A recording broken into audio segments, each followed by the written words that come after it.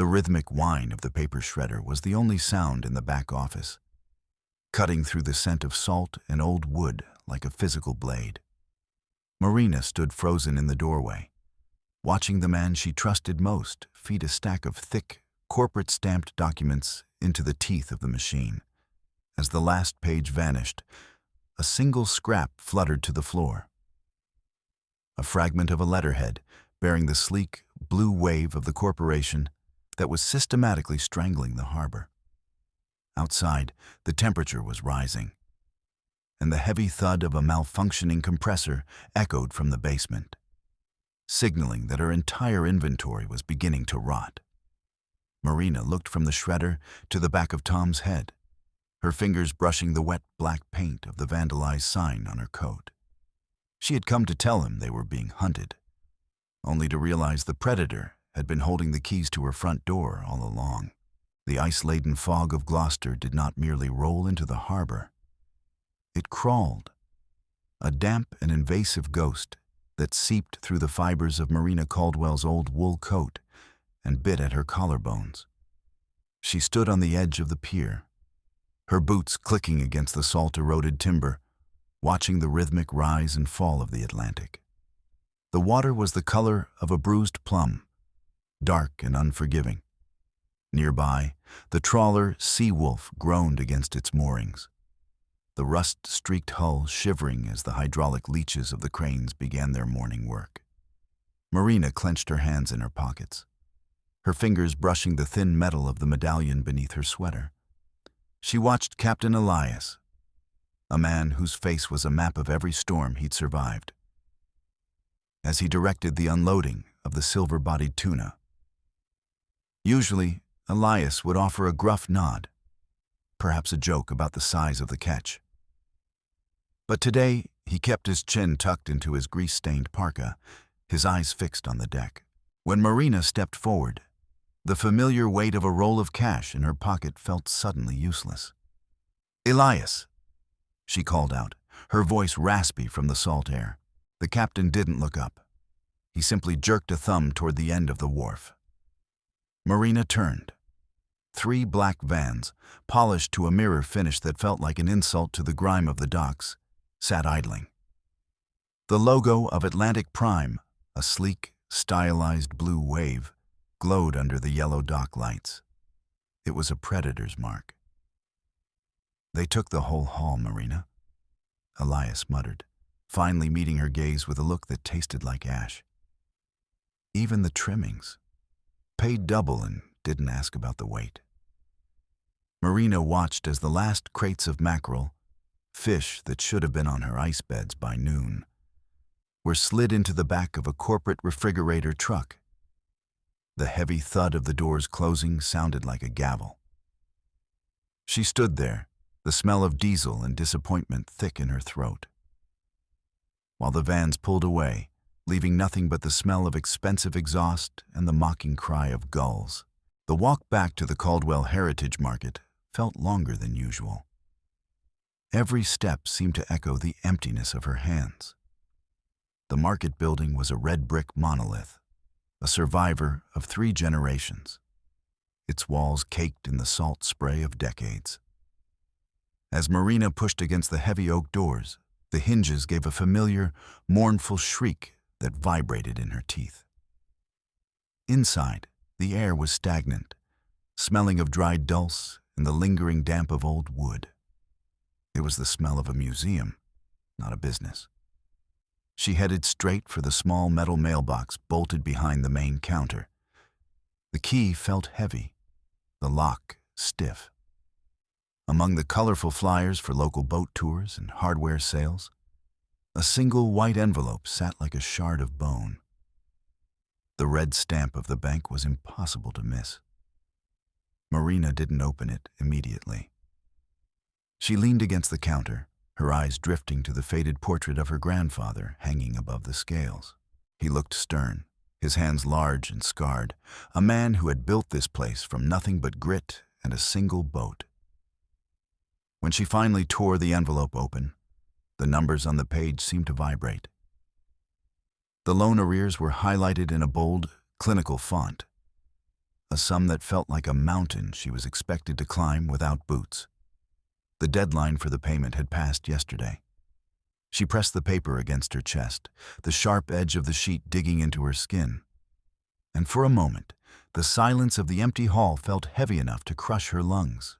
The silence was broken by the sharp, rhythmic click of leather on tile. It wasn't the heavy stomp of a fisherman's boot or the soft scuff of a local sneaker.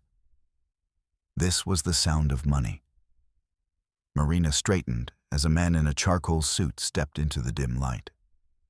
Mr. Sterling, the face of Atlantic Prime, moved with a calculated grace, his silk tie a splash of unnecessary color in the drab room. He smelled of sandalwood and expensive soap, a scent that felt violent against the background of brine. He didn't wait for an invitation. He simply laid a glossy folder on the scarred wood of the counter. "Marina," he said, his voice as smooth as a polished stone. "I trust you've had time to consider our last conversation." He tapped a gold fountain pen against the folder. Marina looked down. The figure on the top page was insultingly low, barely enough to cover the cost of the aging refrigeration units in the back, let alone the legacy of her family. "Your market is a relic, Marina," Sterling continued, his lips twitching into a smile that didn't reach his eyes, the smile of a shark circling a wounded seal. "The bank is losing patience. We are offering you an exit. A graceful one." Marina's knuckles turned white as she gripped the edge of the counter. The heat of a slow, simmering rage began to crawl up her neck. "Graceful?" she hissed, her voice dropping to a low, dangerous register. "You're buying the docks out from under the men who work them, and you call it grace? You're a parasite, Sterling." Sterling didn't flinch. He merely picked up his folder, the gold pen disappearing back into his pocket. "The tide is coming in, Marina. You can either swim with us or drown with the bricks. I'll leave the offer on the table until Friday." As he walked out, the echo of his shoes felt like a countdown. Marina moved through the market, her hand trailing over the wooden bins that should have been overflowing with the morning's catch. The paint was peeling, the grain of the wood thirsty and gray. She looked through the large front window and saw Mrs. Green, a woman who had bought her fish from the Caldwells for 40 years, walking toward the new supermarket on the edge of town. Mrs. Green's car was already loaded with plastic bags, her head down, avoiding the sight of the old market. The shadows lengthened, stretching across the cracked tiles. Marina felt the cold of the building seeping into her marrow. She touched the glass of a display case, feeling the vibration of the street outside. But inside, the air was dead. A sudden scrape of metal on stone came from the back. Marina walked toward the sound and found Tom, her longtime partner and friend, kneeling by a shattered pane in the side display. He was surrounded by tubes of sealant and a heavy mallet, his brow furrowed in concentration. "Found a hairline crack," Tom said without looking up. "The humidity was getting in. If we don't seal it, the glass will go by morning." Marina watched him work, the tension in her shoulders easing just a fraction. Tom had always been the one to fix what was broken, the steady hand when the storms got too loud. He looked up and offered a tired but genuine smile, gesturing with his chin toward the town square. "The crews are putting the stage up for the festival," he said, his voice warm. "I heard the tourist bookings are up 20%. If we can just hold out until the weekend, Marina, we'll sell every scrap of smoked salmon we have. We'll be in the black by Monday." Marina leaned against a pillar, watching him hammer a wooden bead back into place. For the first time in days, the knot in her stomach loosened. Tom's optimism was a tether, something to hold on to while the rest of the world tried to pull her under. "I hope you're right, Tom," she whispered. "I'm always right about the crowds," he chuckled, standing up and wiping his hands on a rag. "Go get some air. I'll finish up here." But the air outside offered no relief. Marina drove her old pickup to the wholesale supply yard, the engine rattling in protest.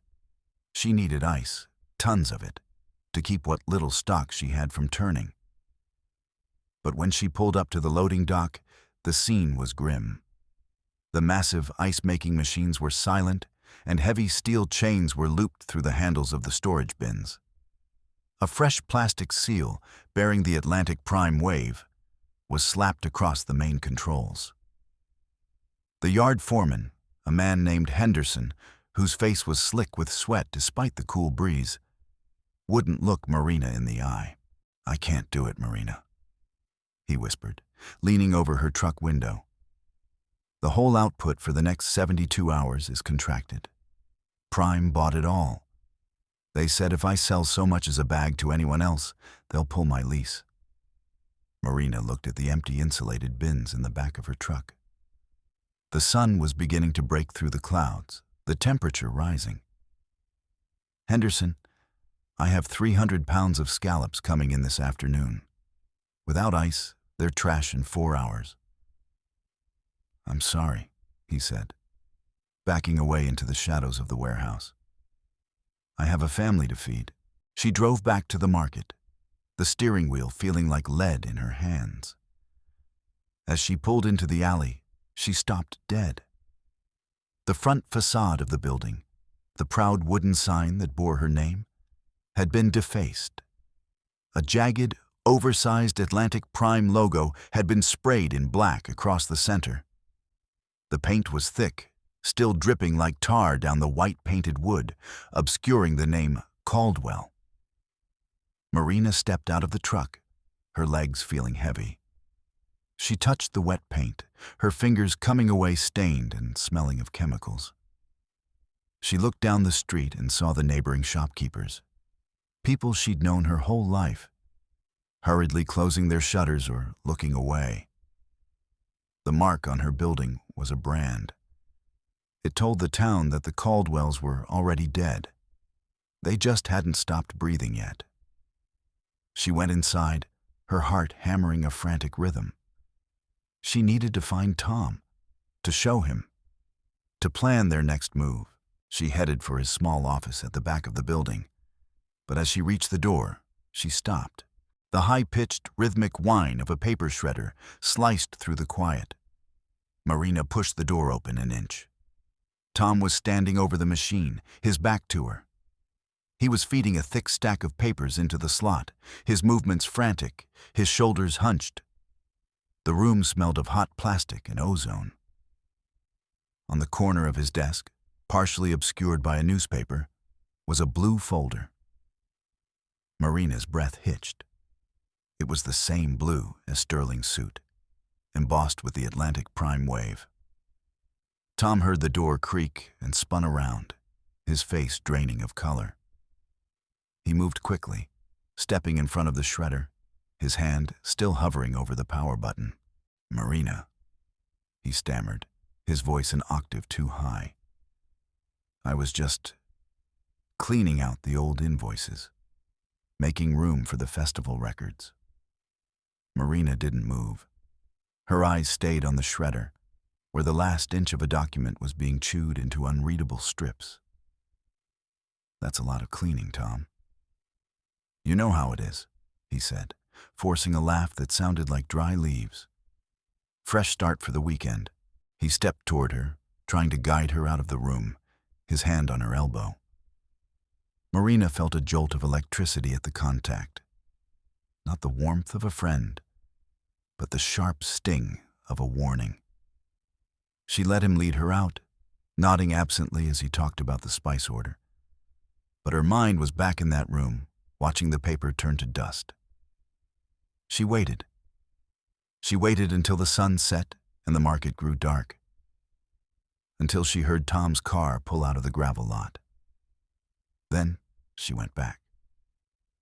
The office was cold. Marina knelt by the shredder and pulled out the plastic bin. It was overflowing with long, thin ribbons of white and blue paper. She reached in, her fingers trembling, and began to pull out handfuls of the confetti. She looked for anything, A logo, a signature, a date. Near the bottom, she found a scrap of thicker, high-quality bond paper. It hadn't been shredded vertically. It had gone in at an angle, leaving a triangular piece intact.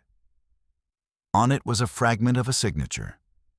It was a bold, looping T, followed by a distinctive flourish she had seen 1,000 times on payroll checks and birthday cards. Marina sat on the floor, the paper scrap feeling like a hot coal in her palm. The suspicion that had been a dull ache was now a piercing scream. She gathered the shredded remains into the apron of her dress, her movements mechanical, her mind a blur of why and how. She took the remains to her small apartment above the harbor. That night, the lamp on her kitchen table stayed on until the gray light of dawn began to bleed through the curtains. With a pair of tweezers and a roll of clear tape, she began the agonizing work of reconstruction. It was a puzzle of betrayal.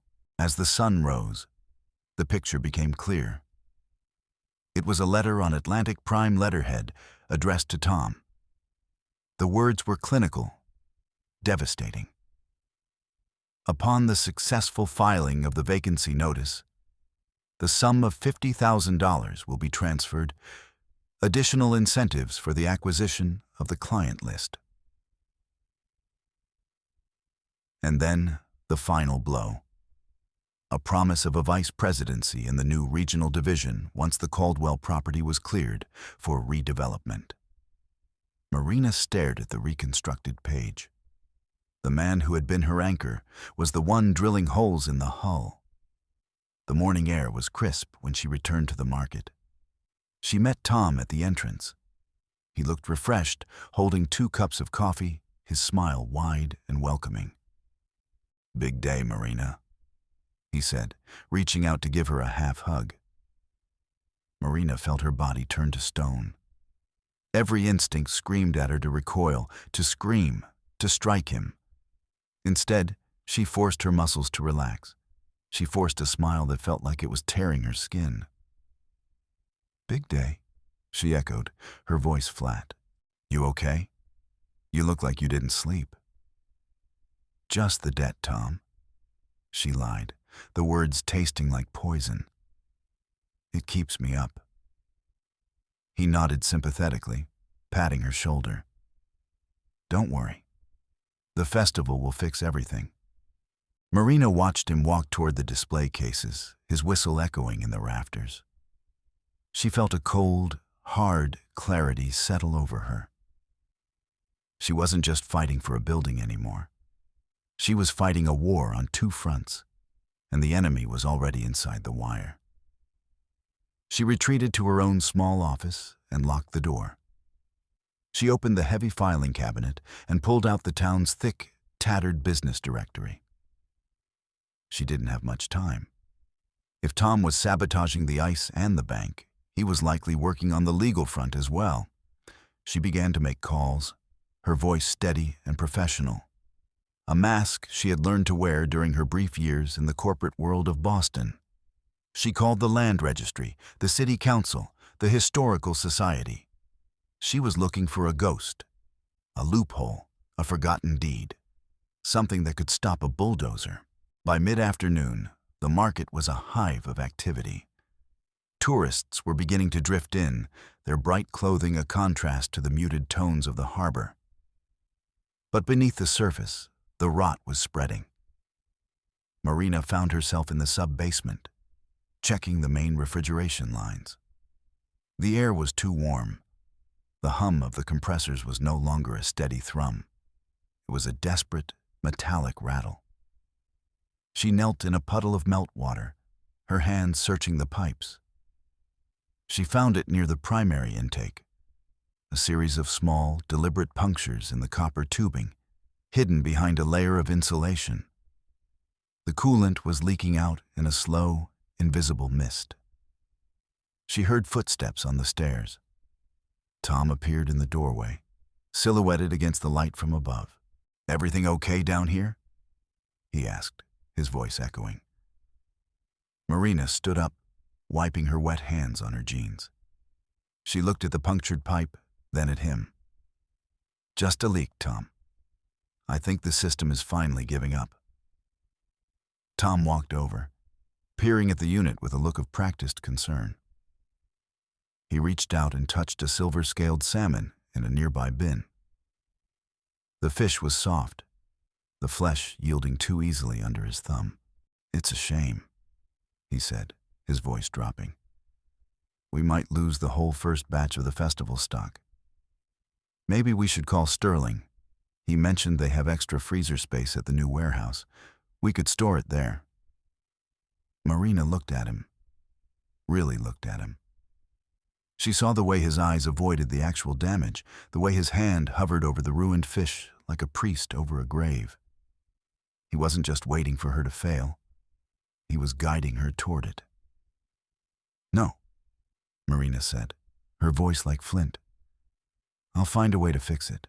Tom shrugged, a gesture that said, "Suit yourself," and headed back upstairs. Marina didn't call the repair shops. She knew they were already bought. Instead, she went to the back of the market, to the old storage locker where her father had kept his tools. She found a soldering iron and a roll of copper tape.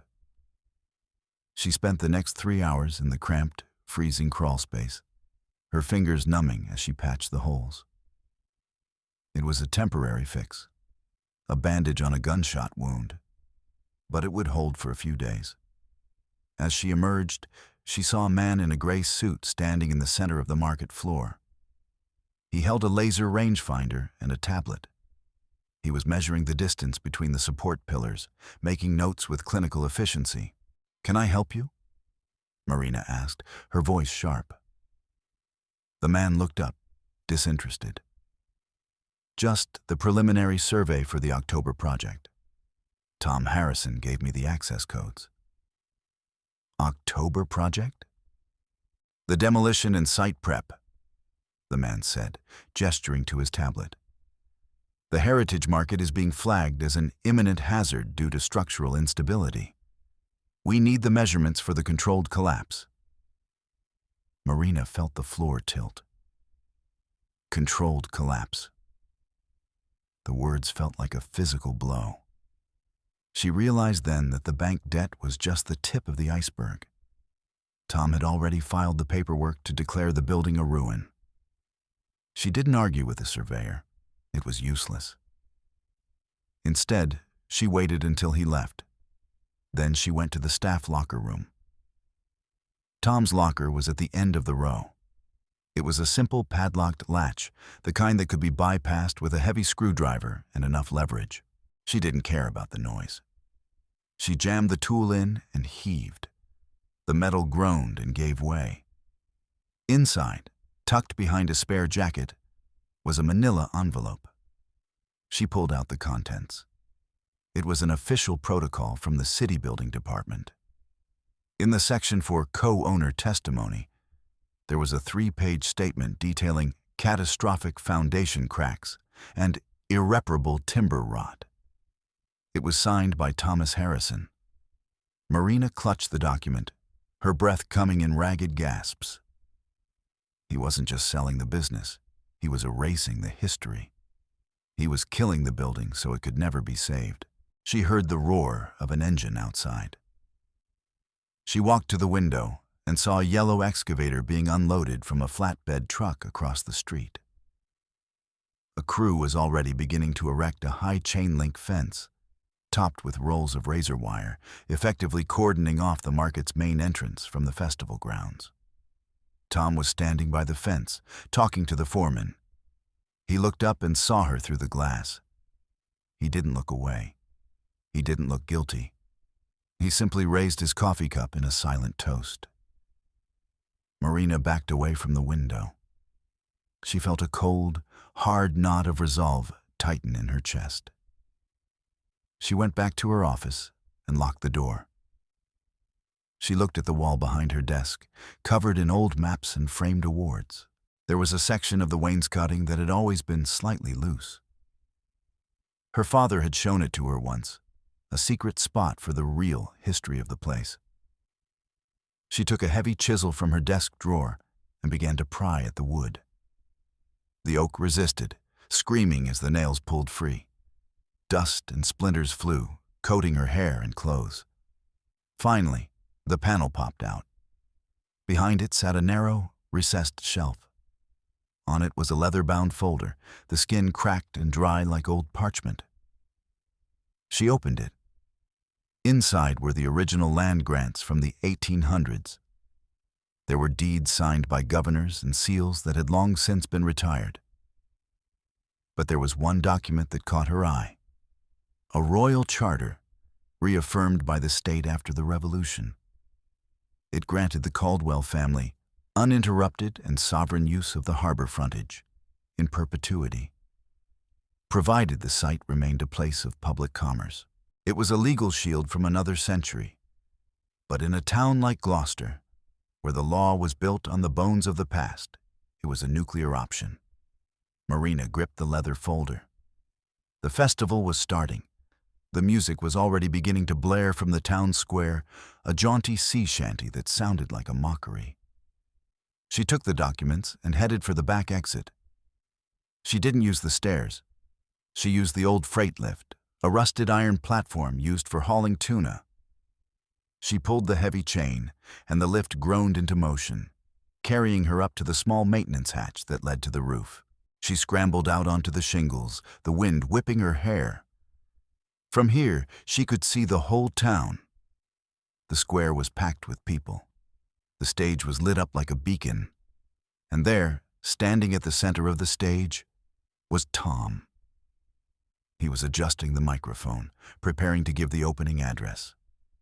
Beside him stood Sterling, looking like a king in his charcoal suit. Marina looked down. The guards from Atlantic Prime were already stationed at the base of the market stairs, their arms crossed, their eyes scanning the crowd. They were waiting for her to try the front door. She wouldn't. She climbed down the fire escape at the side of the building, her boots clanging against the iron. She hit the ground running, weaving through the maze of alleyways and fish crates. She needed to get to the stage, but the guards were everywhere. She saw Captain Elias standing by his boat, watching the festivities with a look of quiet fury. She ran to him, her breath coming in ragged gasps. "Elias!" she hissed. The captain turned, his eyes widening. "Marina, what the hell are you doing?" She thrust a stack of papers into his hands, the reconstructed letters, the demolition permits, the bribe records. "Read these, then get them to the press tent. Now." Elias looked at the papers. His face went from confusion to a deep, terrifying crimson. He looked at the stage, then back at Marina. "Go," he said, his voice a low growl. "I'll handle the crowd." Marina didn't wait. She turned and ran toward the back of the stage. She could hear Tom's voice now, amplified by the massive speakers. "And so, it is with a heavy heart that we acknowledge the end of an era. The Caldwell Heritage Market has served us well, but the time has come for progress, for safety, for a new Gloucester." Marina reached the technical corridor behind the stage. She was stopped by two men in black suits. "No further, ma'am," one of them said, his hand moving toward his belt. Marina didn't back down. She held up the leather folder, the gold seal of the state flashing in the light. "I am Marina Caldwell, and I have a legal injunction to stop this ceremony. Move, or you'll be answering to the state attorney by morning." The guards hesitated. In that second, a roar went up from the crowd. Elias and his crew had reached the front, and the papers were being passed back, hand to hand, through the ranks of the fishermen. Marina pushed past the guards. She burst onto the stage, the sudden glare of the spotlights blinding her. Tom stopped talking. He turned, his face a mask of shock, and then, for the first time, genuine fear. "Marina?" he whispered, the microphone catching the sound. Marina walked to the center of the stage. She didn't look at the crowd. She looked at Tom. "The market isn't for sale, Tom," she said, her voice clear and resonant, carrying over the entire square. "And it's certainly not for demolition." She held up the royal charter. "This land belongs to the people of Gloucester, held in trust by my family. You can't sell what isn't yours." Mr. Sterling stepped forward, his face a mask of corporate ice. "This is an illegal interruption. Security, remove her." But the security didn't move. They couldn't. The fishermen had surrounded the stage, a wall of wool and brine and anger. Captain Elias was at the front, holding one of the reconstructed letters high. "Explain this, Harrison," Elias roared. "Explain why you're taking bribes to kill our harbor." The crowd erupted. The tourists looked confused. But the locals, the people who built the town, were moving toward the stage like a rising tide. Tom looked at the crowd, then at Marina. He looked small. He looked like a man who had bet everything on a lie and watched the cards burn. "I was trying to save us, Marina," he stammered, his voice cracking. "The money, it would have been enough to start over. Somewhere else." "We don't start over, Tom," Marina said, her voice dropping to a whisper that only he could hear. "We stay. We fix what's broken." She turned to the crowd, to the cameras, to the town. She held the charter high. "The Caldwell Heritage Market is open for business," she shouted, "and it will stay open as long as there is a Caldwell to hold the keys." The cheer that went up was deafening. It was the sound of a town reclaiming its soul. In the chaos that followed, Sterling and his lawyers vanished into the shadows, their plans for luxury condos evaporating in the heat of a public scandal. Tom didn't wait for the police or the lawsuits. He simply turned and walked off the back of the stage, disappearing into the dark of the docks. Marina stood alone under the lights. Her heart was hammering, her lungs burned, and she knew the debt was still there. The building was still old, and the fish were still scarce. But as she looked out at the harbor, she saw the lights of the fishing boats beginning to move. They weren't heading for the Atlantic Prime warehouse. They were heading for her pier. She walked down the steps of the stage, her boots hitting the ground with a solid, certain thud. She headed back to the market. She had work to do. She had a sign to repaint. And for the first time in a long time, Marina Caldwell wasn't afraid of the water.